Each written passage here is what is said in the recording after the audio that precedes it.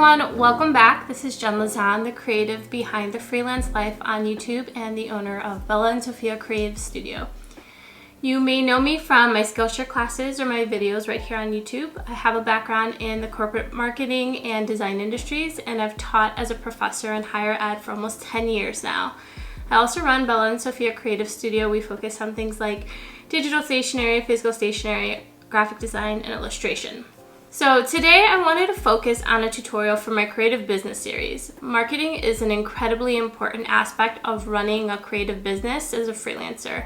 Whether you're marketing your services or your products, you have to get the word out to potential customers. The whole idea of if you build it, it will come, this whole idea is a fallacy. Why? Because they won't come if they don't know about you. So this is why I think internet businesses have really taken off. People have been really smart and strategic in terms of finding ways to get their name out there using online resources like email and social media platforms. Yet, I feel like a lot of small business concepts and marketing ideas are shrouded in buzzwords and multi-level marketing talk, and that can be really complicated and convoluted for most people to understand. So in this tutorial, I'm going to break down these ideas for you so that you can apply them to your own creative small business in a really simple and strategic way. So today we're going to be focusing on the importance of marketing plans and why they're an integral part to any freelance or small business strategy. Whether you're a creative or not, this video will most likely be able to help you. So my degrees and much of my career experiences have been focused in marketing and creative design. A lot of the courses that I teach at the university focus on marketing and promotion. And many people can get turned off by the salesy feel and vibe in terms of pitches that surround digital marketing in the online space. And I have found that while some of these videos and other things and resources that you find online can be helpful, some are complicating some really basic general business and marketing strategies. I'm going to simplify the process of developing an in-depth marketing plan that will lead to actionable steps that you can take to market your brand, your product, or your services. I will be walking you through a principal marketing plan that I created just for this tutorial. It's for sale on my Etsy shop, but I've included a free download link in the resources below. Throw me a like and a subscribe if you end up downloading it and finding it helpful. And if you're watching this on Skillshare, make sure you print it out for your final class project. So marketing plans, what are they? A marketing plan essentially helps you decide how you will sell your products or your services to consumers. It also helps you focus on the key people who are most likely to buy your product or use your service. Just like a business plan, I consider it kind of like a roadmap to success for your brand. I also consider it what I call a living document because it's likely to go through many iterations and change based on the needs of your company and your consumers. And marketing plans are highly, highly important because the reality is that while we wish we had all the money in the world to market, we have to be smart in terms of the budget that we have. So a marketing plan can really help us be decisive in our marketing goals and decisive in deciding which consumers we want to connect with and why. So as you watch this tutorial, I would suggest downloading the marketing plan printable and working through it with me as I go over each of the sections. Feel free to pause the video and fill out each section before you move on to the next. The template I created consists of 3 key sections that I have found to be the most important when coming up with a marketing plan. Your customer profile, which is basically kind of like an overview of your target market and your product and services. A positioning statement to help you establish how your product or your brand serves a customer. And a funnel plan, which is basically like your promotion strategy plan. If you're watching this on Skillshare, make sure you share your final plan in the class project gallery. I'd be happy to offer any feedback. If you have any questions, feel free to leave them in the comments below. All right, so let's get into each section in more detail. The first section we're gonna look at is our target market profile. This is important, and I usually start with it first because when we know what we're doing and who we're trying to connect with, we can more clearly explain our positioning statement. In this section, you want to explain what your product or your service is, what do you offer, what do you do. Explain it here in really simple terms, and then further explain some reasons you think potential customers will buy the product or use your services. This is important as we will be elaborating on this in the next section of the plan. Think about your potential customers' problems. What are their needs? What are their wants? And what is the problem and how will you solve it for your customers? Why would they use your product or service? Once you kind of get through these first two sections, then you want to outline some potential obstacles you could face in getting people to actually purchase your product. Maybe your product is higher priced or it takes a while to launch. What can you do to offset these or overcome these potential obstacles and turn them into something positive? So for example, if price is an obstacle, maybe you target customers who are willing to pay a higher price for quality, and you can showcase how your product or services stand out against the rest in terms of that high quality. Now, let's get into the customer section of this page. Customer segmentation is a really vital tool to developing a marketing plan. You can pull this out of your head and just make it up based on what you think you know about potential customers for this section, or you can go the extra mile and take it a step further and use a website like census.gov or Clarita's Prism zip code search to get some real data-driven information about nationwide segmentations. I'll include some links below. So what is marketing segmentation and why is it important? Marketing segmentation involves dividing a large homogeneous market of potential customers into clearly identified segments.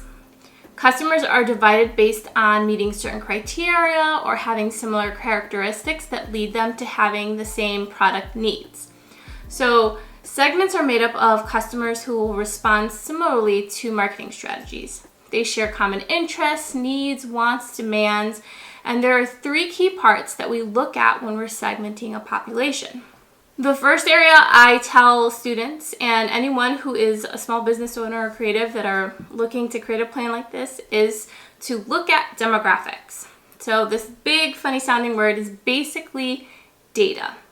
It includes data like age, marital status, education, income, gender, things like that. The other two sections are also important because they kind of revolve around each other: geographics and psychographics.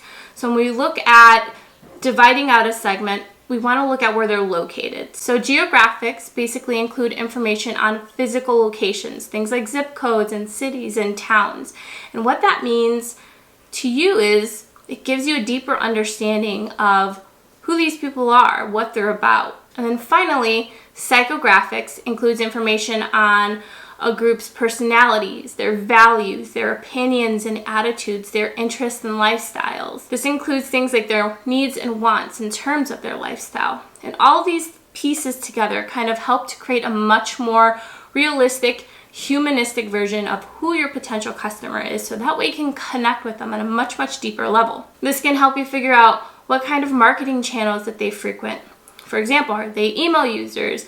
Are they on social media like Instagram and Facebook or Twitter? Or perhaps they watch things like YouTube and it makes more sense to advertise to them in this manner. Or maybe they're more likely to see traditional ads like commercials on TV or radio ads or billboards. So all of this helps you kind of decipher what your messaging might be, what you're going to say to them, and where you're going to say it.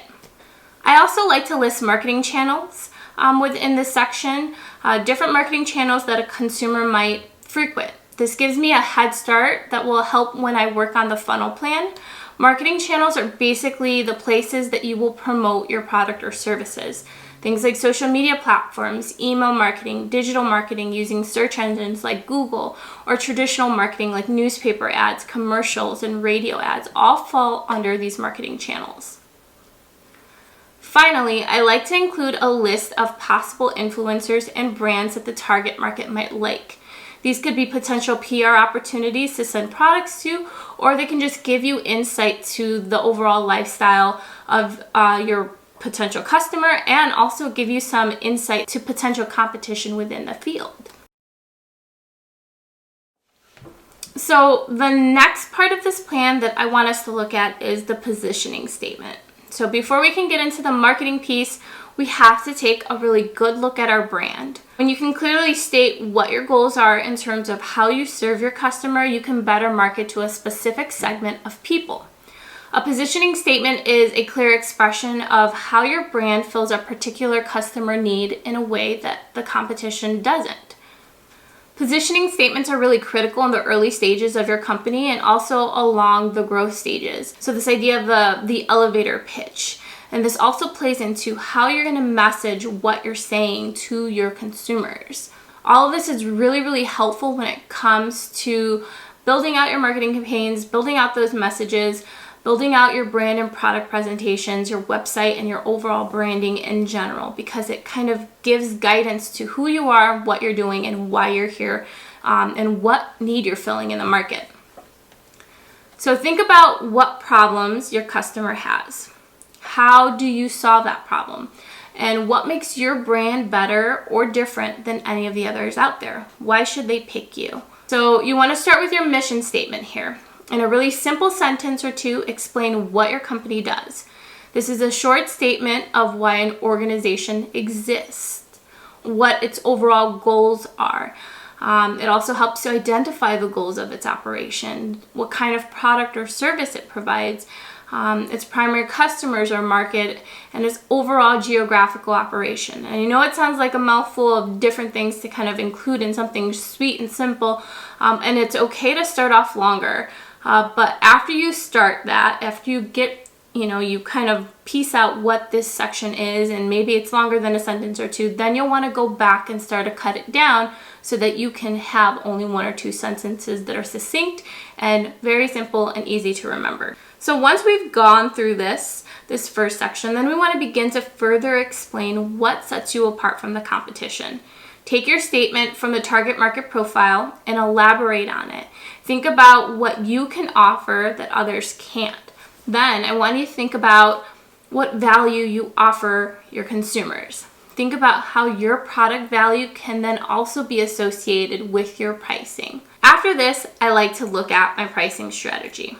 Once I understand what I'm offering, why I'm important in the market, why customers should choose my services or choose my product, and I have a better understanding of the overall value, then I can start to really map out what my pricing strategy will be. I'm not going to get too in-depth in this one because I have a feeling that I'll probably do a video on pricing in the future, but I want you to think about these basic ideas. Think about the cost associated with your base product or your service. Then you want to add on any overhead costs like labor and materials. And then think about your time, effort, and energy in terms of what you're putting into it, especially if you're an artist. Things like copyright come into play here. Are you selling out full rights in terms of, releasing your illustrations or your artwork? All of this plays into the overall value of that end product. And then you add a typical markup, which is usually about 2 times the original base cost to produce. But pricing does take trial and error, so don't ever feel like you're stuck with the pricing that you initially set up. It's okay to increase or decrease prices based on your consumer needs, based on your overall company needs as well.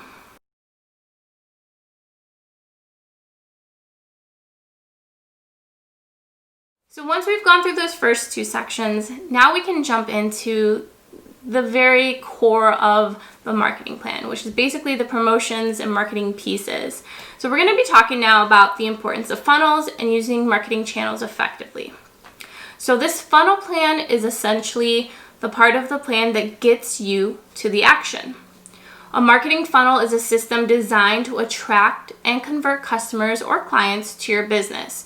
The idea is to create awareness and attract the target market that you've established. You want to create interest by showing you have a solution to their potential problems.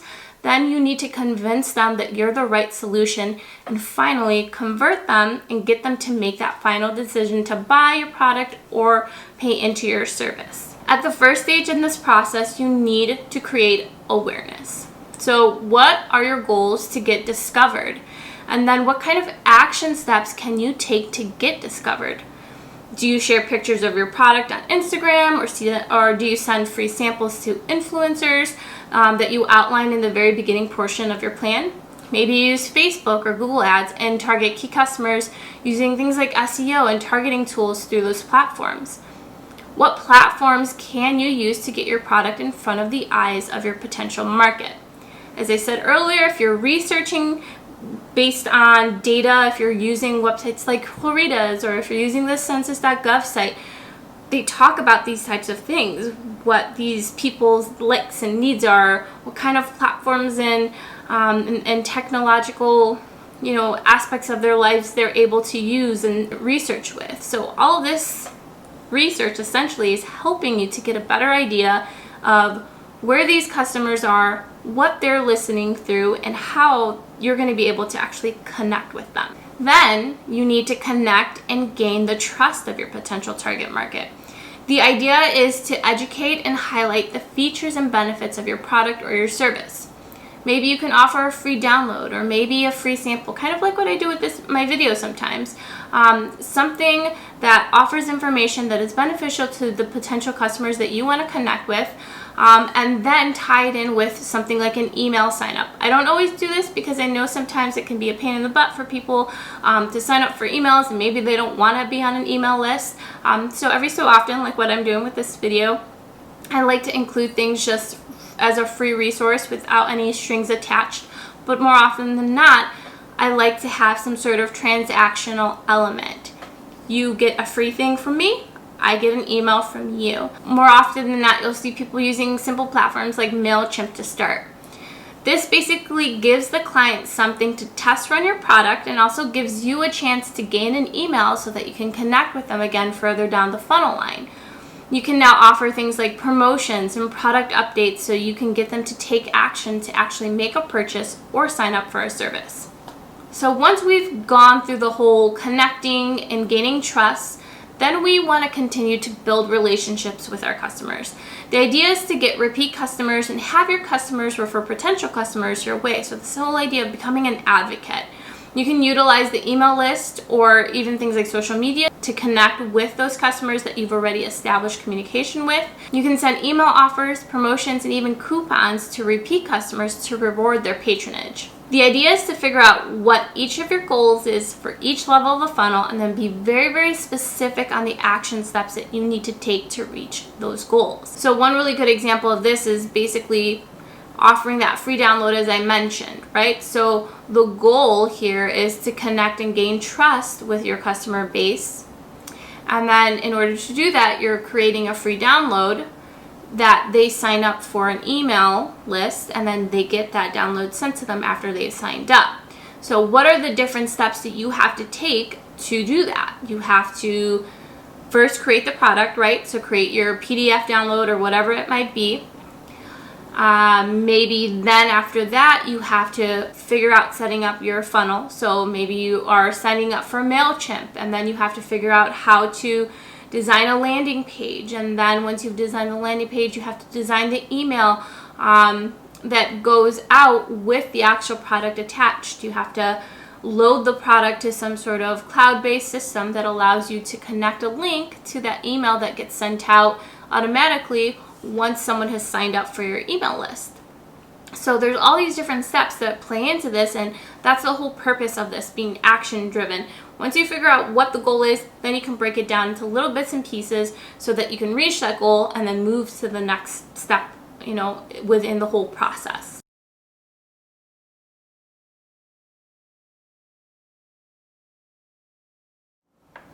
So once we know what funnels we're going to be using, now it's time to move on to the final piece of this whole marketing plan, so the marketing channels plan. So basically this section is where you really map out what platforms you plan to use for your funnels. This printable outlines 3 different channels to start with. You can print out more pages and do more, but I think that 3 isn't overwhelming and it still allows you to reach a wider array of potential customers. So I suggest always incorporating email marketing as one channel, social media as your 2 others. So you can pick any 2 platforms that you feel you can stick to. You can even include more traditional outlets like PR, like public relations, or advertising if it's within your budget. But if you're working with a really minimal budget, shoestring budget, just start up, email marketing and social media will be your best bets to grow your audience. So this plan allows you to map out your ideas for what your promotions will say and how often they will go out. You'll hear this word frequency. This is an important aspect of this whole thing. You can send something out once but maybe someone misses it. Send something out again. More often than not, you're likely to connect with someone. So frequency is an important aspect of your marketing plan. So for example, you can pick social media as a channel, but specify what platform. So perhaps you decide on Instagram. Then under frequency, you should highlight how many times you plan on posting a week, a month, a day. Maybe possibly you're going to do 1 time a day, 5 days a week, or maybe you only plan on posting 2 times a week on Mondays and Wednesdays, or Wednesdays and Fridays based on research. Or maybe you're posting on Tuesdays and Thursdays because that's what the research says people are going to be online looking at this platform during. Finally, you should also outline your content topics and your ideas for the promotions. Will you share photos and video? What will those photos and videos consist of? Will you host giveaways? What products will be given away and how often? What do customers have to do to enter for a chance to win in these giveaways? All of these details are important to include in these sections. Will you reshare images with things like hashtags for your company that are posted by other customers? You want to use this part of the plan to write out solid ideas that can be turned into actionable steps that will then help you stay on track with your marketing goals.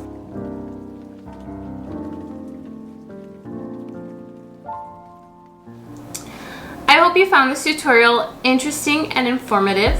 This plan is truly kind of like a living document that you should revise as you see fit and change when things are not working. You want to keep track of what is working and why, and figure out how you can repeat those same successes. This is a really simple plan and a simple way to start out, but it allows you to really map out your marketing goals and guide you along the whole process. But it does require some upfront work. So take the time to really think about your marketing goals and how you can achieve them, and use this printable as a way to really help you to organize your thoughts and begin building the base and the foundation of your overall business strategy. If you're watching this on Skillshare, make sure you share some snapshots of your final plan in the project gallery. If you have questions, feel free to leave them in the comments. And thank you so much for watching, and I'll see you in the next one. Bye.